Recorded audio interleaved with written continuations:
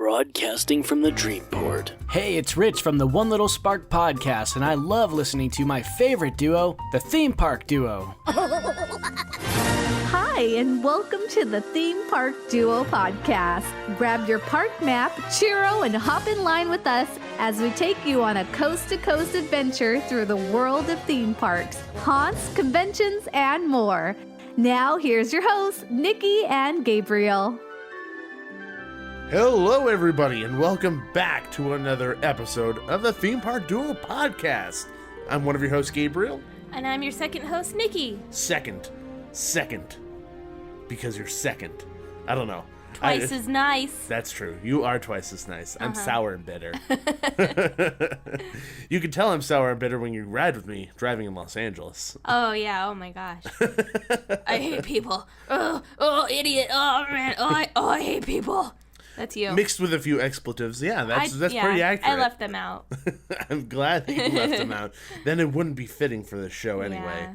But with that nice little intro, welcome back to the show. Everybody who's listening, and if you're new to the show, welcome for the very first time. We're going to be talking a lot of news today, and then we also have a brand new segment we're debuting with our friend from the One Little Spark podcast. But before we get to that, let's jump straight into the theme park news with the Theme Park Bulletin.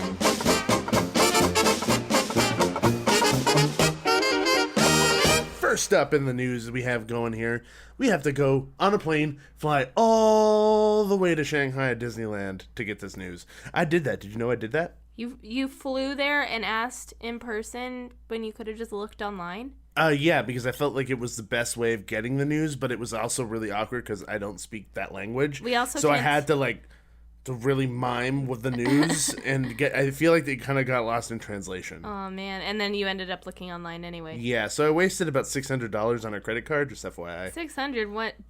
Return trip to Shanghai? Yeah, there and back, yeah. That's $600. a good deal. No, that's really expensive. No, it's not. That's super expensive. To Shanghai? Yeah, it was like last minute. No. Okay. So that's why.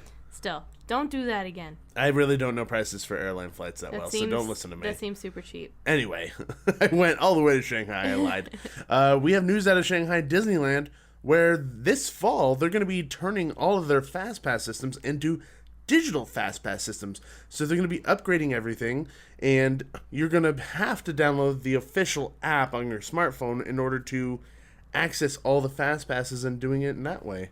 So it sounds like they almost have what we have in a way, but theirs is free. Yeah. Ours is an upcharge sometimes. So ours is still all digital now mostly, but you can't access fast passes on your phone unless you have MaxPass.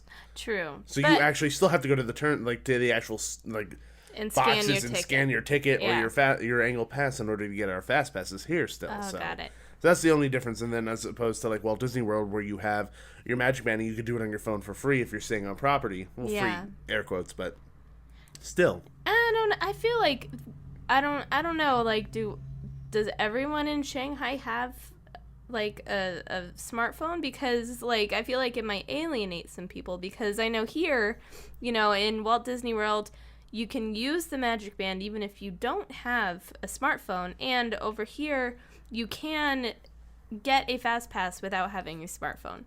I have a feeling they wouldn't make this decision if that were the case. Yeah. Usually with Disney, they're pretty conscientious about different cultures and kind of trying to balance that line and not cause any issues. Yeah. I feel like if there was a percentage of people who went to that park who didn't have the smartphones like that, or iPhones or Androids or whatever, they probably wouldn't do it. So I'm assuming that, yes, a major population of people who come to that park do have smartphones and are able to do that. And they better have really good Wi-Fi. Yes, seriously. Because, people from out of the country are not going to be using their smartphones without Wi-Fi.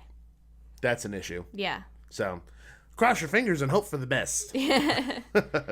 Moving on to the next piece of news. This one, Gabe is super duper sad about. I am very, very sad, and I'm contemplating lots of actions at the moment. The news is that T2 is closing in Orlando. Yeah, so T2 3D Battle Across Time at Universal Studios Florida will be closing. The last day of operation will be October 8th of this year. Oh, what a coincidence. We planned a trip to go to Universal in Orlando, and we land at 6 a.m. on October 8th. That was not planned to line up that way. It was not planned. We booked our flight before they announced that T2 was closing. If I knew that, I would have come a day earlier. Yeah. Because we didn't have plans of going into the park at that time, and now I almost do. And even before that, I was like, I'm flying out one day. Yeah. Like, separate tickets, flying out, red eye, landing, going and getting it, and flying home same day. Like, I was literally going to do that, but I don't want to pay an extra day's worth of ticket. So Also, if I had somebody to get me in for free, I would have done it. But I don't have that, so there's no way in heck I could do it. Also, I feel like all our haunt plans are really coming out of the woodwork now. Like, for all the different events and parks. So I don't even know if you have a free day time to go. do it. Yeah, we just, like, the days are dwindling. Our calendar is up on our wall, and the amount of free days that we have open are dwindling very quickly. Yeah. We got Scary Farm. We have Six Flags Fright Fest, Halloween Horror Nights. We have Queen Mary. You know, we have a whole bunch of things going on, even more independent haunts that we want to hit up. So the days to try to figure out a day to even go to Orlando just for a one-day trip to do that is almost impossible. I mean, you realize we're flying there 4 weeks from today. It's very soon. Yeah, I'm aware. I still want to do it because I just like I can't formulate words from my emotions at the moment. Either you will go before, or I just won't go. Or you'll buy a 1-day ticket the day we get there. You'll abandon me for a few hours, and you'll go. Thanks for making me feel terrible about it. No, I said it that way on purpose. I really don't care. You're hurting my emotions. No, I want you to go in. Leave me by the lazy river with a drink in my hand and go have fun. That's if Hurricane Jose doesn't have anything to say about that. Jose, stay away. Jose. I do not want to hear a guitar player say, "Vamos, Jose is on his way." If anybody gets that, it's a reference to a song that's in the Guardians of the Galaxy soundtrack. I'll just play that underneath what we're talking about next, just to kind of get that. And since we're on the topic of hurricanes, at the time that we're recording this right now, Hurricane Irma is actually in Florida at the moment. It's actually hit land, and it's wreaking havoc. Yes. So we know we have a lot of people out there right now. Rick Stork from the One Little Spark podcast, Stephen and Tiffany, who have been on our show multiple times, who had the Extended Q podcast, are out there on their vacation. Yeah. And they're out there hunkered down. And a few other people. We know a lot of people from Twitter live out there. So, you know, prayers and thoughts are with all of you right now at the moment. There's a lot of stuff going on right now. Just stay hunkered down, stay safe. Make sure you have plenty of food and water, and just do the best that you can over there. It's insane. Yeah. I know that we're lucky over here in California that we don't have hurricanes, but you know, we do get hit with these insane earthquakes every now and again that are just completely unpredictable. Knock on wood. I don't want an earthquake. Yeah, I mean, I guess it's like a give and take. It's like, would you rather live in California with no hurricanes, but be hit with a massive earthquake unpredictably at some time in the future, or would you rather live in Florida where hurricanes come and kind of tear things apart, but you know way ahead of time that it's coming, so you can prepare and leave and board up your windows? That's it's like a give and take. Honestly, if I were to choose one, I would probably choose California, just based on the fact that, you know, the huge monster earthquakes that happen where they demolish cities don't happen that often. Usually they're the lower ones that do cause damage but aren't usually life threatening. But hurricanes are like big ones once every few years, like kind of guaranteed. Yeah, I don't mess with hurricanes. Yeah, and you know, our hearts are seriously out there with people that are over there. So hoping and praying that those people make it out on the other end of this thing. You know, I know pretty much like everybody in Florida is united at this one moment trying to survive all of this. So hoping that Irma doesn't cause too much damage to anybody's homes or property or, you know, family for that matter. Yeah. So, you know, we're keeping in your thoughts, keeping everyone in our thoughts at the moment. So stay safe, everybody. And with that, we can move along to our brand new segment, Nikki. We've never done this before. I'm excited. Speaking of Florida. Yes. Speaking of Florida, exactly. So we have Rich from the One Little Spark podcast on. We're about to go to him pretty soon. But let's introduce you to our new segment. It is called Coast to Coast Battle battle from coast to coast to see who could boast the most. That's very clever. Yeah, I like it. And basically, we're going to be taking things from the East Coast and the West Coast and really comparing them. And particularly, in this episode, we're going to be talking about Walt Disney World. So let's get to it. The coast to coast battle. Ding. I heard you ding.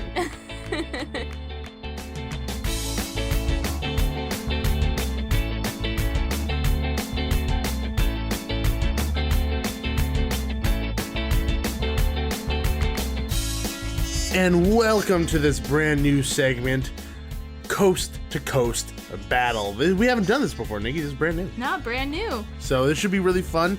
And for the first time doing this, and for the first time on our show, we have our very good friend Rich from the One Little Spark podcast. Welcome, my friend. How's it going, guys? Doing pretty good, sweating it out like if we were in Orlando on your coast. Yeah. It's been brutal over here. It's so humid over here. Yeah, it's actually surprisingly humid over here, like really surprising. Like 100 degrees and rain yesterday. It literally rained when it was over 100 degrees. Yeah. I know that's normal over there. I think I died at Epcot the other day. My skin is still burning. you just in the afterlife, you're in purgatory where you have to continually produce episodes of your podcast.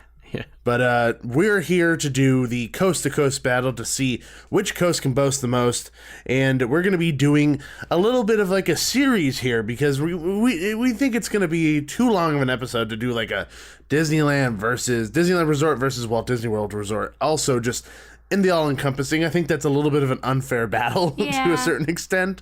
So what we're going to do is we're going to break it down and do kind of parts, and we're going to do our Disneyland versus the Magic Kingdom, which is essentially the East Coast version of Disneyland. Yeah. And we're going to break it down into segments. So we're going to break it down to Main Street USA, Adventureland, Frontierland, Fantasyland, and Tomorrowland. Now, I don't know what we're going to do with Liberty Square because that's its own thing, and we don't have that. So there's really we have nothing Fantasy Fair. We have Fantasy Fair, and then we also have Critter Country and New Orleans Square. Mm-hmm. So, I mean, I guess there's a couple things that... I guess you could do Square and New Orleans Square. I guess you could do those two things, so... But that's what we're going to do. Obviously, on the East Coast corner, we have Rich representing the Magic Kingdom. And on the West Coast, it's us representing Disneyland. So, in this first episode, we're going to be doing Main Street USA versus Main Street USA. Now, Main Street USA for me encompasses a lot more than just the first portion of the park. To me, it's the coming up, the getting through the gates, and going in. And then the hub. Yeah. Because that's a really big part of it, that experience of going in. And, you know, for us, particularly on the Disneyland side, I know that, you know, the emotion of people coming here because they know Walt was here. This is the first one. Walking through the gates, seeing the Mickey, you know, at the on the floral arrangement near the train station, going under those arches, and being there is just so powerful for a lot of people. I can't imagine that it would be anything similar at Walt Disney World because, you know, Walt was never there. You know, it was very particularly special for us. I don't know what you have to say about that, Rich. I do feel that that basically it's kind of like a jealousy thing, but at the same time, there's a lot of other things that I love about ours, and I've never been to yours, so I don't know how my initial feeling will be once I do know that I'm where Walt once was. But no, I kind of had that feeling my whole life anyway. I'm like, well, Walt's never been here, and it's kind of different than what he originally planned. So there's a different emotion, I'm pretty sure. The emotion would be sentimental attachment, really, than anything else, I feel like, is what it would be. Yeah. I don't know what side I'm supposed to be, like, boasting, because there's things I like about both. No, you're on our side. Can we're I battling. Be, like, neutral? No, we're battling. Okay, wait, fine. Then we could do that. Rich, you're fighting really hard for the East Coast. I'm going to fight really hard for the West Coast. Nikki could be in the middle and be, like, the nice person who doesn't want to choose sides. Okay. So, because I really like a lot of things about both. I mean, the entrance alone, like ours, like you said, it's like Walt's vision, you know, it's like, it's super powerful when you walk in. But over there, I mean, just my favorite, one of my favorite memories is, and we didn't do that with you, but when I went my first time was taking the ferry boat across the lagoon and just riding a boat up to the entrance. And it was like, So it was much more grand and kind of just overwhelmingly cool. Yeah, I guess so. I mean, well, I'm not saying guess so. No, I'm not supposed to agree with you. My Disneyland is better. There is definitely something that is more magical coming across the Seven Seas Lagoon than just hopping on a crammed monorail where everyone's just, it's not, they're not really into it. But on the ferry boat, you could kind of see everyone's face, and they're so surprised, and they're bright-eyed, and they're taking pictures and so excited. It does get you pumped up because as you get closer and closer, the castle kind of fades away with that forced perspective, and then it still gets you pumped up. You go through the turnstiles, and then it's kind of another initial view once you get to the actual Main Street itself. So one thing that I like about ours a lot more than I like about Walt Disney World's, and this is 100% fact, this isn't like me boasting and trying to be a jerk about it on purpose, is the fact that our security, or at least I think it might have actually changed for you now at this point, but when we visited, it was like this. The security was right up front at the entrance, which completely took away all of the magic that you could have had in that trip up on that ferry or the monorail. You had to get off, take everything out of your pockets, everything out of your backpack, open your backpack, go through security, get scanned, get poke and prodded just like the TSA, putting fingers where they don't want it, then you get to experience the magic. At Disneyland, the security is now way near the parking structure, way far away from where you're coming into the park. So your first experience of approaching is no longer hindered. It used to be very close. It's no longer like that. It's exactly the same over here. Way, way better. As far as just a smooth flow, it's a lot more immersive too if you think about it in that aspect, because you're on your tram, you get to the TTC over here, and then you do your bag checks there. So then it's out of the way, and you could kind of get into it, and you're not brought out of the moment getting bag checked right there at the train station. So what's nice too is once they made the change, they actually made it so an hour before the park's official opening, you can walk on Main Street and do a little bit of shopping, walk all up to the castle, get some photos, and then they actually have an actual rope drop that happens whenever the park opens. So it is a lot more efficient, which I know Disney's big on, and it's crazy that it took them 46 years now to finally do that. But, it is great. It's a lot more efficient. You don't have those massive amounts of lines.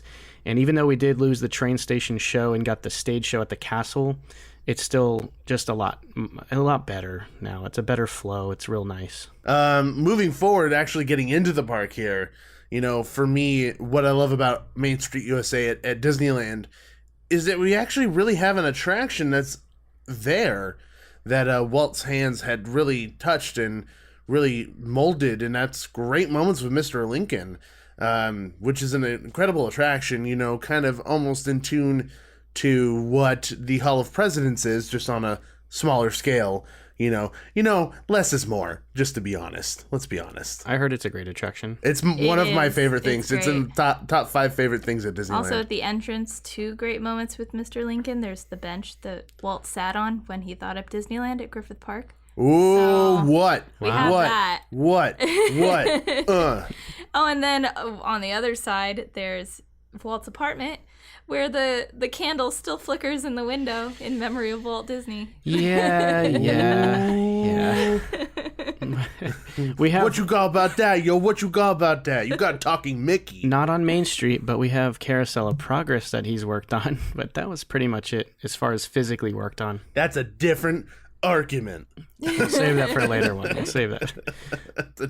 There's a different segment. There is a jealousy as far as the firehouse goes. I mean, over here it's just the Sorcerers of the Magic Kingdom shop that they've converted over the years, and there's nothing much else special about it. It's kind of just there in the corner by the barbershop. Wait, you actually have a barbershop? Yes. Like a legit working barbershop? Yeah, and I actually got my daughter's first haircut there. She got Mickey ears Aww. that says my first haircut, and They have a certificate. I'll send you the photos for your site. Oh my gosh, that's so cute. Yeah. When we have a kid, we're flying them to Orlando for their first haircut. No, because it's not as good as our Main Street. Here's the thing, though. I definitely held off on getting her haircut until I knew that I would be able to go there and do it. And it was awesome. And it's cheap, too. It was like $20 or something for the hat, the haircut, the experience. And the Dapper Dans are always right out front there. And I mean, other places are on Main Street, but that's kind of where they come from, Barbershop Quartet. Oh. But I mean, like, it just looks like she lost a fight with a lawnmower, right? Gotta be good haircut. It's gotta be bad haircut, right? It's like, yeah, it's just a Disney haircut. Hey, it was magical. They got it on the cheap. They got like this magically horrible. They got all the students from the barbershop to come out and do it for cheap. That's why it's so cheap. It's like they have the Character Palooza at Epcot with the people in training. It's where they send all the barbershop training people right there on Main Street. No. I cut myself the other day while I was trying to cut someone's hair, but I cut my thumb off. Yeah, but in between the barbershop and the parade route exit and the Emporium, it's kind of right there tucked next to the house for the car house for the trolleys and stuff. We completely missed it. We did. Like, we didn't even see that. Well, we spent some good time on Main Street too, which is the thing, and we never really saw it. I don't know why. Did we literally, though, go shop to shop to shop to shop? No, we didn't go shop to shop, but I mean, like, there were certain things that we wanted to hit. Yeah. It does have like weird hours though. They're like, we close at dark time. At dark time. Yeah, they don't not dusk. They're no, but they Not dusk, it's dark time. What is dark time? Can you define what dark time is for me, it's Rich? for kids to understand. It's a kid term. They do close at like 5 or something though. It's obnoxious. Well, I mean, who's gonna get a haircut at like 8 o'clock? Yeah, Real sweaty. waiting, No one wants to cut sweaty heads. waiting Coming for a out parade. of what's it called? Be our guest. I'll slosh it. I feel it's a good idea. Get a haircut. I need a trim. I need a little hair trimmed, lower the ears. Same bad idea it would be if there was like a Main Street tattoo shop, like they have Oh at my our gosh. City Walk at Give Universal. me a Mickey on my butt. Excuse me, sir. There are children here. I don't care. There's a Mickey tattoo on my butt. It's a magical tattoo. If I have this tattoo, does it mean that I have fast pass to all the rides? No, you have fast pass to infection. Oh my gosh. It's a fast pass for hepatitis. That's not good. Disney never do that idea. If you're listening to this, which you probably aren't, but don't do it. Don't think about They it. used to have a tobacco shop. It's all good. They can, We used to have a ours too. tobacco shop. Didn't ours used to have a bra shop? wow. Yeah, Lingerie shop? Yeah, you used to have like a brassieres or Yeah. something like that. Yeah, lingerie shop. Get sexy at Disney. That's for when you close the doors at home. That's for dark time. That's for dark dark time. That's dark time. They do take care of everything on Main Street. I think the best as far as the quality. I mean, a lot of stuff around the parks is always kind of polished up, but you could see a lot of aged and damaged stuff, things that aren't the cleanest. But then you go to Main Street and almost everything is like pristine. And that's something that's always freshly painted and things like that. Yeah, I don't know about your Main Street, but our Main Street in particular, we have all the Disney Legends windows in ours. That's what I was going to say. where we next. have, Tony Baxter, Marty Sklar, Walt Disney's father, The Sherman Brothers. The Sherman Brothers. They're all over the windows on Main Street, and I'm not sure if it's the same thing over there. They do have the same type of windows over here, but more or less these ones are people that contributed to building Walt Disney World. Like they do have Walt and a lot of the Imagineers, but they have like the lesser people, not necessarily the legends, but like the designers. So not as good as what we have is essentially what you're saying. No, it's kind of just equivalent, but just different. And they have a lot of the same, but just not exactly the same. Because I know they still have ceremonies here and there over the years. I think they had Marty Sklar not that long ago, right? Yeah. His window, like 10 or something years ago, right? Yeah, pretty recent. But either way, they add them kind of later. And a lot of them are real fun to look at. You could spend so much time on Main Street. That's what I love about it. Yeah, in particular, our Main Street, what I like is that there's so many different types of stores that you can find, and all of them look like these old facade from like a town, like your local town, just pure Americana. We have the Disneyana store, which actually is in the bank now. That moved. We have the music store. We have the theater, which, by the way, the the bust of the bust and woman should not go in the same sentence with Disneyland. The fake woman who's in the window giving tickets, her ID badge, like her Disney badge, is actually she's from where Walt grew up. I don't know if you knew that. So that's really cool. We have the theater in there where they're always showing black and white Mickey Mouse cartoons. We have the ice cream shop there. What is that called? The ice cream Gibson Girl. Gibson Girl ice cream, which is awesome. And they're always doing the fresh cones and everything, and the waft of that smell just kind of comes through the streets. The Penny Arcade. Come on. Penny Arcade. You still have the Penny Arcade? Mm-hmm. Heck yeah, we have the Penny Arcade, dude. It's so fun. Like at the end of the night, you're kind of like, what should we do? And you have a couple quarters or pennies in your pocket, you start popping them in to look at these old school machines. Gabe did this electrocution one and like totally hammed it up and scared a bunch of people that were around him. It was rather fun. He pretended like he was being electrocuted. It was really funny because people kind of like jumped away really quickly. I was just like, No, ours closed in '99, I believe, and it's now just like they call it the athletic club, I believe. It's mainly like golf shirts and less fun things so than video boring. games. Yeah. That's one thing that I have to say that's 100% on our side for this, is that there's moments on your main street that feel so corporate. Yep. And Yeah. so cold. I was just about to say You're not that. supposed to agree. Don't agree with me. Well, it's true. You're supposed to fight for your side. No, I'm abandoning ship. No, the whole left side of Main Street going towards the castle is literally the same. It's like all the Emporium that connect, and they used to not be like that, but over time they've remodeled it to connect all the way down to Casey's, which is at the very end. And on the right side they all change, but starting with the hat shop, and then the confectionery, and I believe the cinema is next, I think. And there's different stuff like a bag store. There's a Crystal Arts, and it goes we to have Starbucks. one of those too, and like Yeah. portraits too and stuff. Yeah. Like the silhouettes Yeah. and such. Yeah, that's in that little nook off Main Street. That's, I guess, gonna apparently connect to where the new theater's gonna go. But that area right now is kind of just like a little hideaway. There's tables back there and stuff. And then there's Starbucks. And then I think next to the Starbucks, I don't remember exactly if it's directly next to the ice cream shop. But then there's the Plaza restaurant at the end too. So yeah, it's like all corporate on the left. And then on the right's kind of a little bit more like different shops. It's just a little bit better on the right, I think. But you guys have it better, I think, on yours.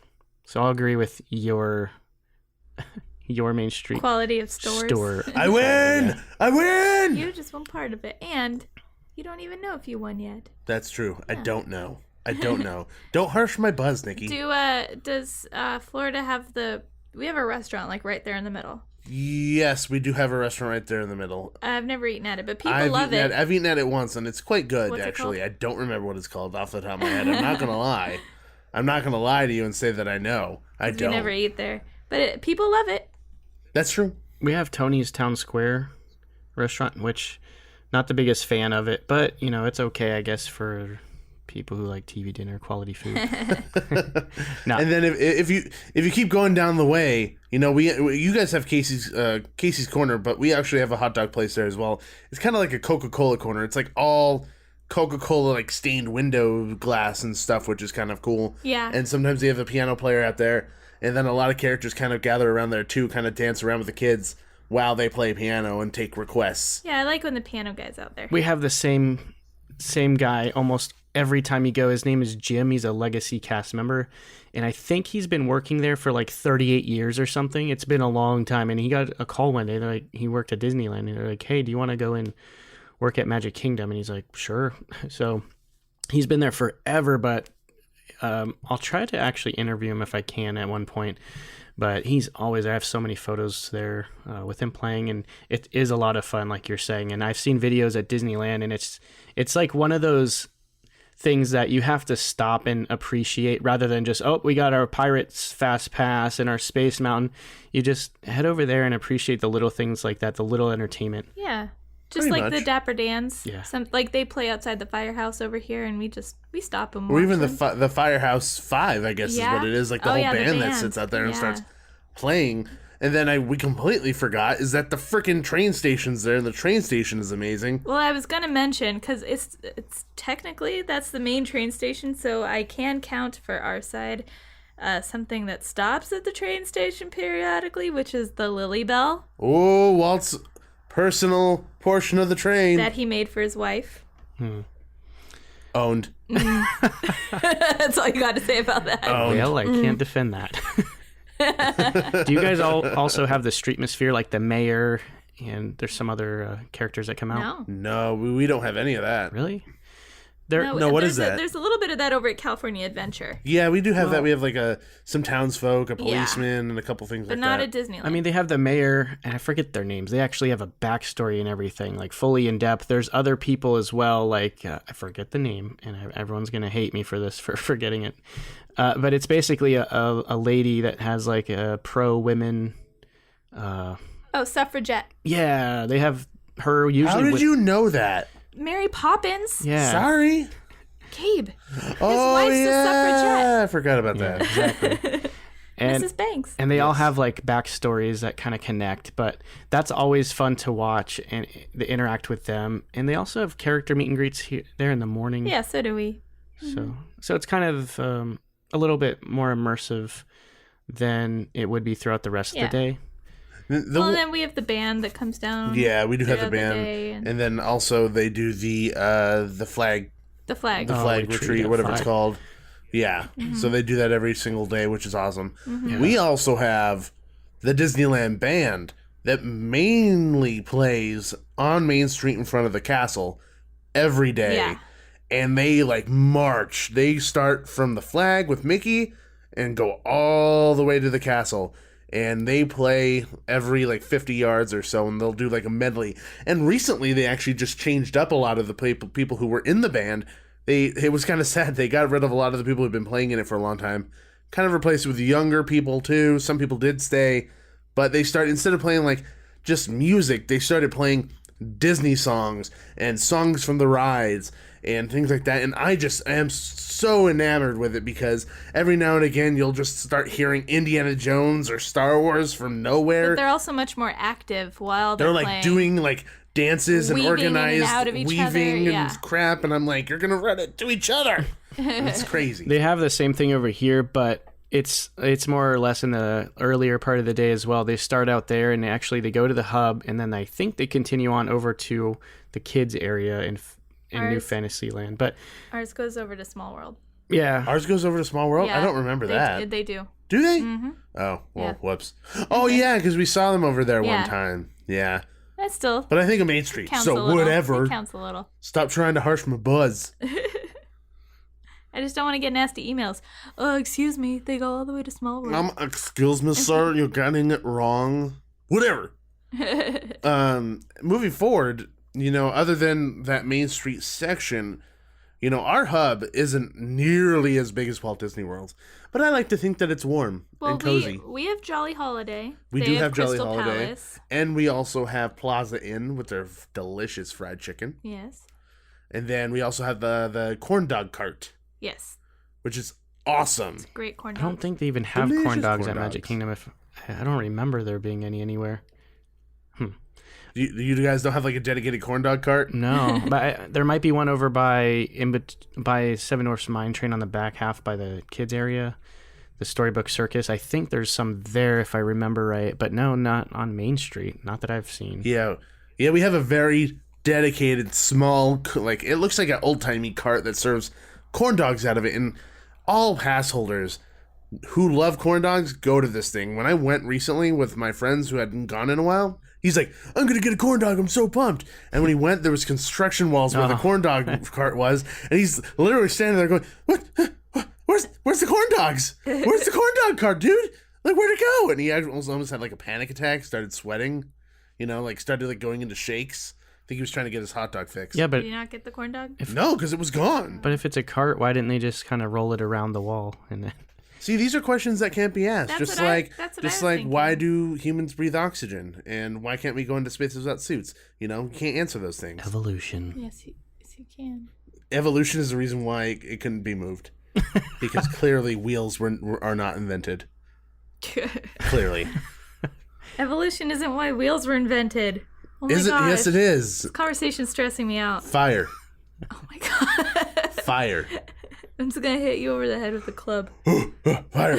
Wheel. Something that I Corn also dog. will abandon ship on my main street is that you guys have... You are just ditching your main street really quick in this conversation, man.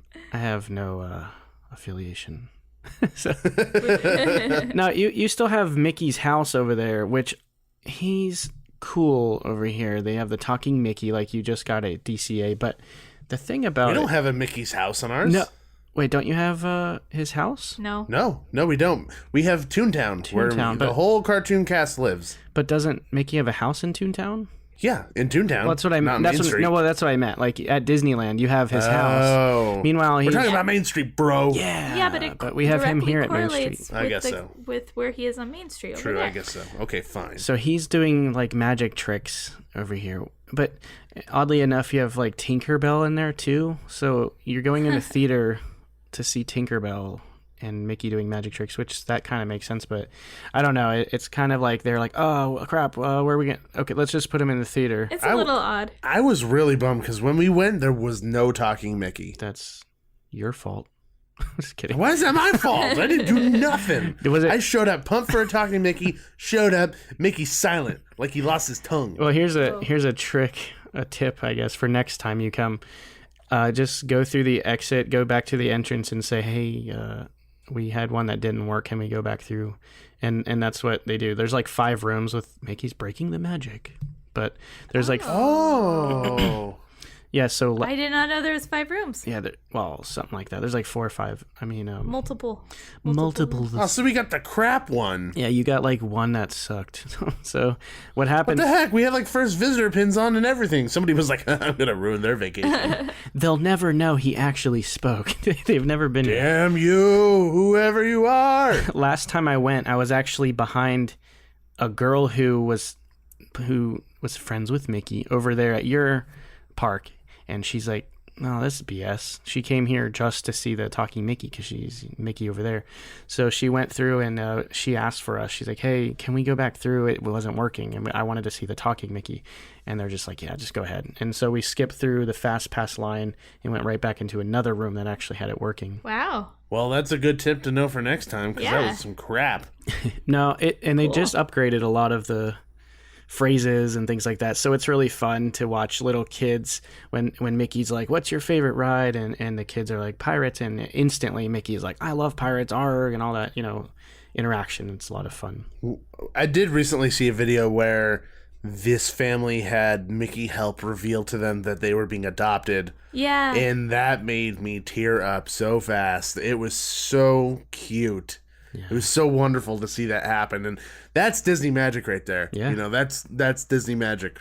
And it's amazing to see it. Just seeing him speak, some people don't, they've been dreaming about that moment their whole life. And then they finally get to Walt Disney World or Magic Kingdom and they see talking Mickey and they get to, and it surprises them. A lot of people don't know that because they don't specifically say he talks, but you go in there and then he interacts, and not only that, but he also knows other languages too. So that catches. Oh shit! Really? Yeah.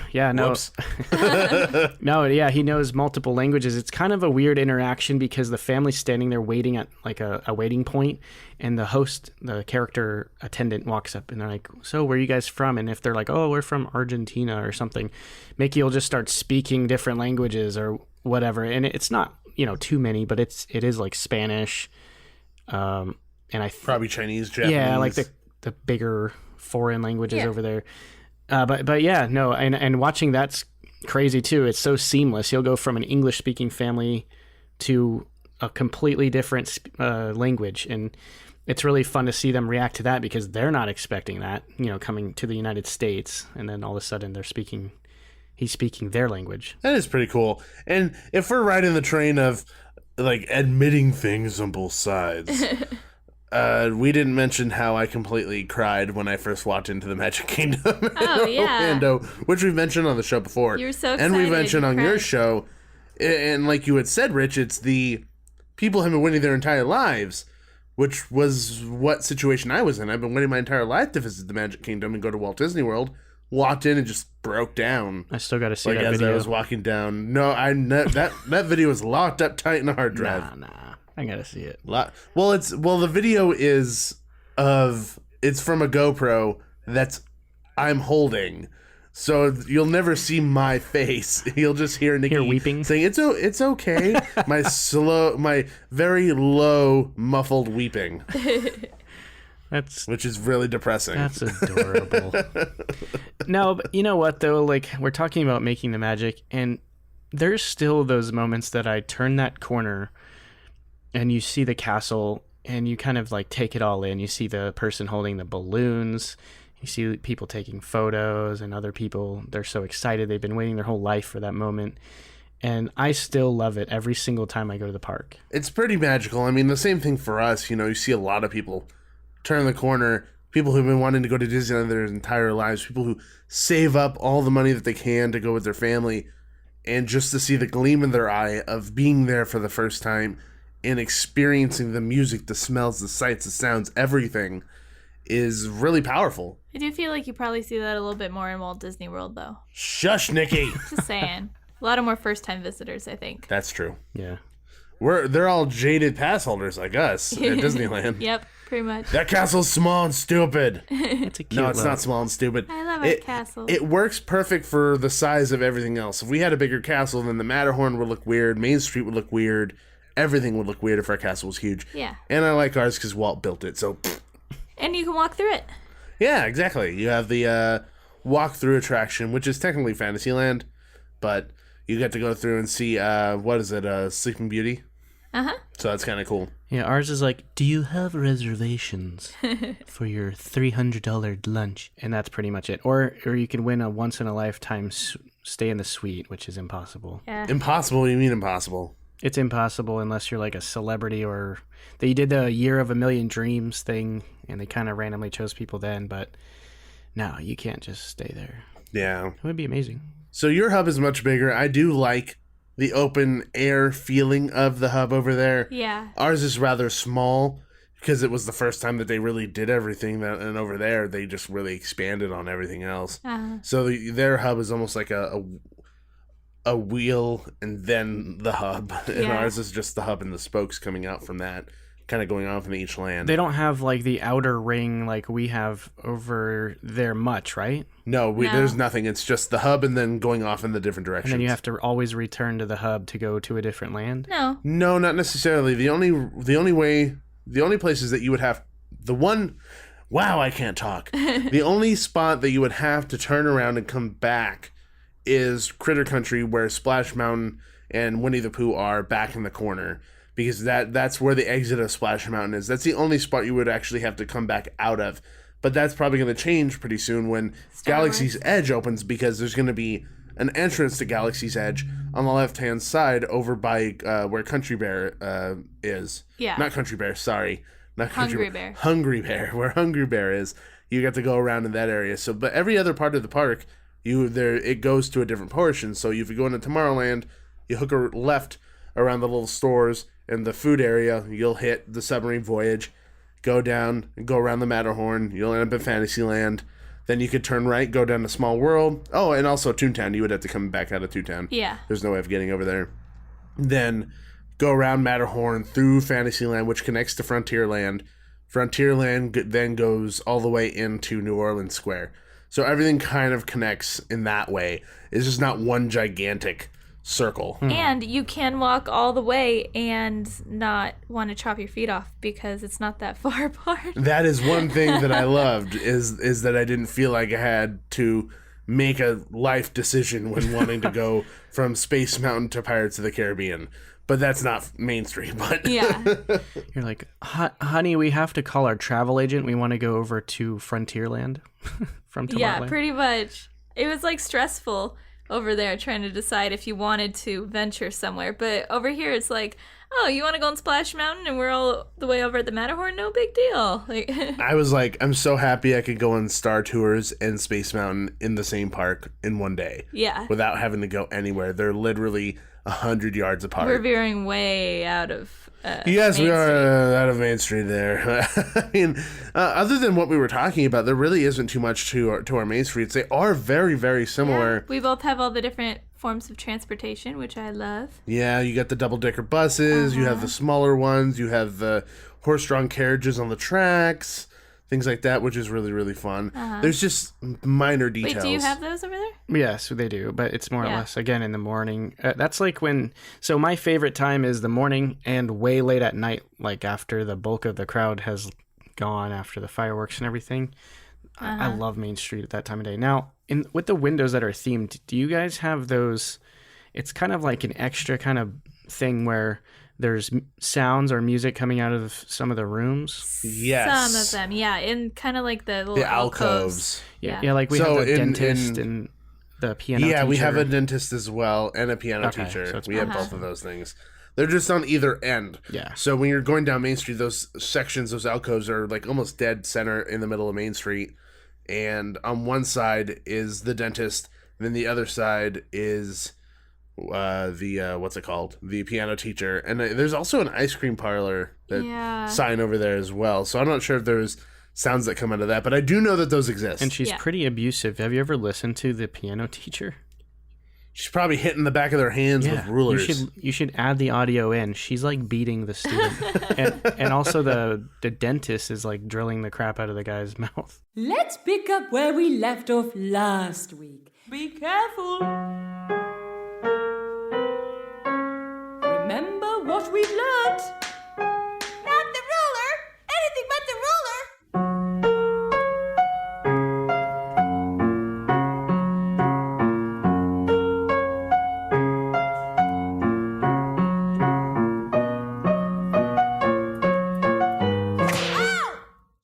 Dr. Bits, the next patient is ready. Open wide. This won't hurt a bit.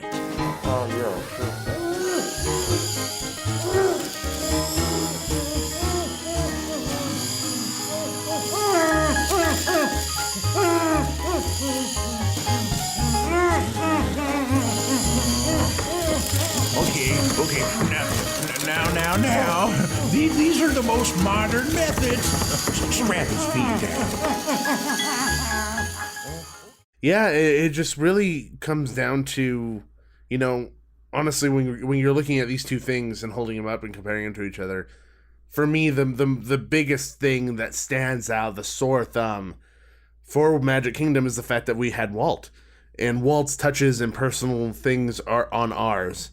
And they're so visible. Yeah. And they're so present. Yeah. And I think that's really the big deciding factor in my mind between choosing both, because there are good things about both. Yeah. It's taking a step back from my fake, mad, angry, competitive person in this episode and really looking at it objectively. There are really cool things on both sides of this. And there are a lot of things about Walt Disney World's Magic Kingdom, Main Street USA that I like. But the reason why I truly think that ours is better is because of the fact that Walt was there and he had done a lot to it to make it his own. And all of that still really exists today. I agree that there's heart over there it's weird to explain because we did explain how it's magical to turn the corner here just the same. But I think over there's like a soul to it, if that makes any sense. That sums it up perfectly. Over here, it's like they did it. And actually, Magic Kingdom wasn't even supposed to be the main thing over here. And I always keep that in the back of my head. It is their golden child park now. But originally, it was just supposed to be like a moneymaker for Epcot, which the city version. And that's like something I always think about. Like, this park was like Walt's like, okay, yeah, go build that park. We need that money to build Epcot. That's the important part, is Epcot. So a lot of it was, once he passed away, they're just like, just put this and this and this here and this and this. So I think about that too, is like, well, they kind of just like put it together. Half-assed it. Yeah, I mean, it's still great, but it's just like they're like, well, just let's build a park now, kind of what Disneyland is, a little different, and then fix a little bit of the stuff like the utilidors, adds an entire operational aspect to what's available here rather than there. And then the wider roads and things like that, taller castle, just different forced perspective on the Main Street buildings. So they did fix a couple things, but I think it does lack like an actual soul compared to Disneyland. Over there, there's that feeling you get, I think, from what I hear everyone describe compared to what it is here, in my opinion. Yeah. No, I definitely get what you're saying. It's like I was like a few trips ago, I was standing on like a piece of the railroad, and I just had the thought like, oh, what if Walt also stepped on this piece of railroad? And it's like, you can't say that ever about like Magic Kingdom. Yeah. You know, it's like He's only toured the property when it was like forest. yeah. So it's like that feeling, like you can't get that feeling in Magic Kingdom. There's a warmth to Yeah. Disneyland that makes it very unique, and that's something that we brought up when we were at Walt Disney World. That we said, this is really cool. This castle is awesome. This Main Street's awesome. All the rides are cool. But there's something missing, and I'm not quite sure what it is. And when we finally got back, we went to Disneyland probably like a few days right after. It was a week after. Yeah, it was like a week after. We immediately knew what it was, and it was that warmth and organic feel that Disneyland offers that Magic Kingdom didn't. That I absolutely love. That will never be replicated no matter what park they're making across the world is that warmth and organic feel that Disneyland offers. Yeah, I don't know how I'm going to react once I go to Disneyland, because maybe like you. I'll just never Honestly, release the footage. Honestly, it might be a situation where you're like, well, this is a little too small. This is weird. And it'll take some time to get used to it, because you're so used to going from park to park and going like taking a bus and taking a minivan or the monorail or a boat, and having to take all these modes of transportation to do all these different things, when we have a lot of our stuff really condensed in one area where literally all you have to do is walk 100 yards across the Esplanade to Disney California Adventure, which is not very far away. And you have a lot of really awesome rides over there as well. So it's taken a while for DCA to really grow up into what it is today, but it's pretty good right now. Yeah. But it's very different. I think you're gonna have to get used to it, but I definitely think as a Disney fan, you're gonna like Disneyland a lot. And when you get home, you're gonna think about it. It's just gonna be the way it is. That's how all Disney fans react usually. I don't think I've met a single person who went to Disneyland and was disappointed. Yeah, I'm gonna try to go with an open mind rather than being biased towards what I have here. But it is just gonna be different because I've been coming here my entire life. And it's very jarring. How you mentioned it and described it on my show was that it was like a dream version, and I think that's what it'll probably feel like on whenever I go there. Just kind of like the same but different. Mm-hmm. Pretty much. That's pretty much it. And to kind of sum everything up, guys, like we want the audience to really chime in on this. For us, this is really where it's going to be fun, is to hear the audience reaction to what we're saying. So on social media, we're going to put up a poll after the show premieres and airs. Everyone vote. Go to this poll and vote and tell us what you think, and if you agree with us, and which one wins, Walt Disney World's Magic Kingdom's Main Street USA or Disneyland California's Main Street USA. So we want to hear what everyone has to think, and I think we are pretty much synonymous in saying that Disneyland here's Main Street USA kind of tops Main Street USA over at Magic Kingdom, correct? Am I wrong in saying that? Am I wrong? For me, anyway, I'd say yes. I would say I would say it depends on the person. Like for you guys going to Disneyland your entire life, you have that heart and soul to it. Over here, it's what I've grown up with, and I haven't been there yet, so I can't tell. And I would go with that educated, open mind that I would say, okay, I know what this place is, rather than like, oh, you guys have a penny arcade and we just have 93 versions of the Emporium that connect together. So, but I think that it'll be a different, because I'll know what that place was when it was built, rather than like comparing, oh, it's smaller, it sucks, or look at that cute little castle. It is cute in the best of ways. Thank you. I think that I don't know which one's better because I've never been to yours, but you guys make it seem like yours has a lot more heart and soul. Ours does feel a little bit more corporate, like you were mentioning. And I noticed that, and I go there all the time, and I still feel that as well. Yeah. So, I mean, you'll get here soon enough, and I know that you're going to have a blast when you get here, regardless of that situation. And you're going to be able to experience what we've been experiencing our entire lives. And then can't wait to get you out here and spend some time over there with you and treat you to a drink at Trader Sam's. Yeah, I love that place over here. It's going to be great. So thank you so much for joining us on this episode to see which coast can boast the most. Rich. Thanks a lot for having me, guys. Of course. And make sure that you let everybody know where to find you and how they can listen to your show. Absolutely. So you can find me on iTunes. Just look for One Little Spark Podcast, Stitcher, SoundCloud. I'm working on getting the episodes on YouTube, but it's time consuming to turn them into videos and upload them and things like that. But that'll be coming soon. I'm also on Facebook. Just search for One Little Spark Podcast. There's a page and a group where we interact and put posts up, I think every day or so, just to kind of interact with everyone, and it's a lot of fun. Twitter at OLS_podcast, and on Instagram. It's more of a personal page, but I've kind of slowly converted it to the page's Instagram page, and that's at Rich Stork. And that's pretty much all the social media I'm on right now. So yeah, well, it's great. And everybody, you check out the show, seriously, because we listen to it every week when it comes out. Wonderful Disney news, wonderful topics, wonderful guests. The host is okay. He's kind of mad. But other than that, the whole show's great. mediocre at best. Thank you again for joining us. We had a blast. Yeah. And we'll talk to you soon, my friend. Bye. Will do. Thank you very much.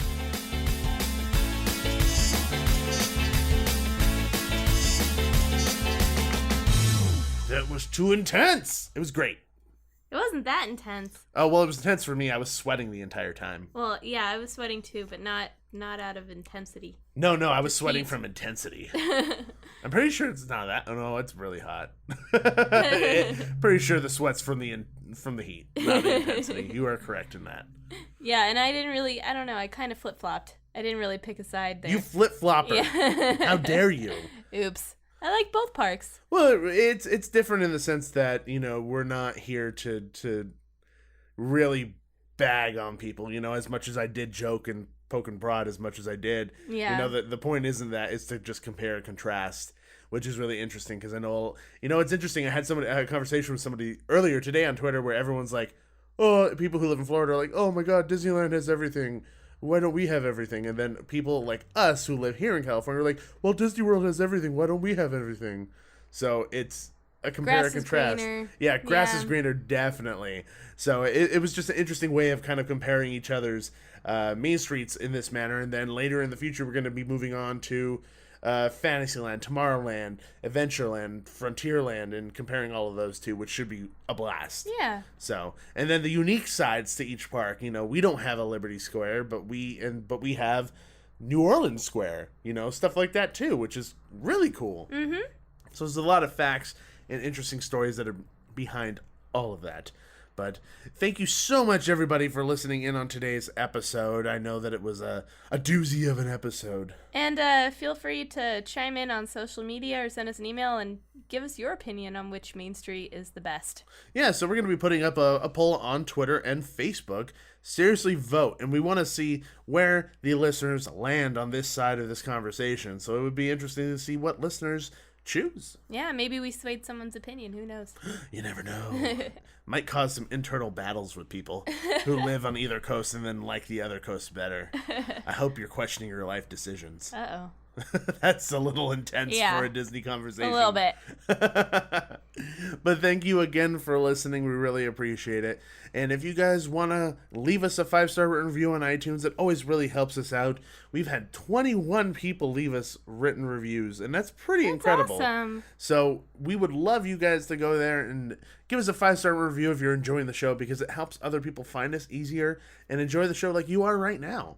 And also, if you want to connect with us, you can connect with us on a lot of social media. We're all over the place, constantly. We're on Facebook, Twitter. We're on Periscope a lot. We were on Periscope quite a bit in the past. And now we just got Universal passes, so now we're going to be at Universal all the time periscoping. Yeah, enjoy us walking up and down Hogsmeade. Pretty much. It's like, watch us drink butterbeer. It's hard to get me to leave Hogsmeade. Gabe knows. It's pretty much like her, holding onto a pole, just like hugging it as tight as she can and not letting go. And I'm pulling her legs, trying to get her away from the land. We're a spectacle. Yeah, pretty much. I mean, like, people stare and take pictures and make fun of us and say that we need marriage counseling. But, I mean, other than that, we're having a blast. Yeah.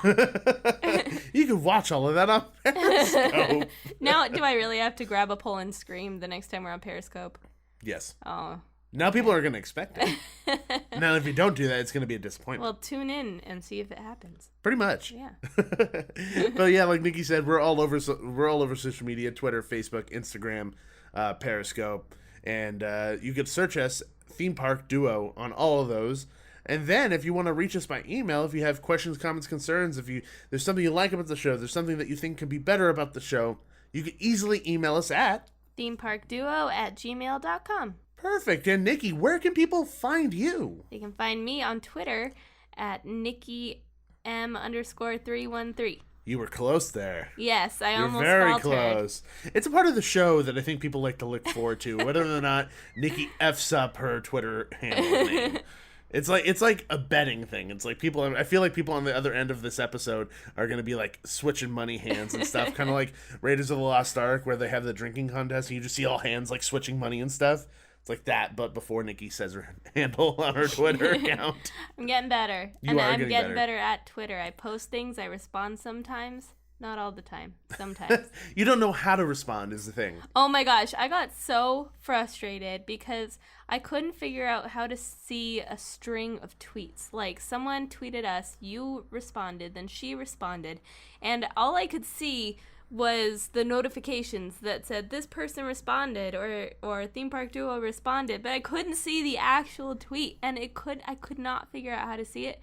In the result, we have bought her a new phone. I got real frustrated. Like she punched her phone and like my phone Hadoukened it like Ryu from frickin' Street Fighter. She's like, Yoga Flame. I learned several hours later. By myself, I didn't ask anyone. You click on them. I touch it. Yes, I just.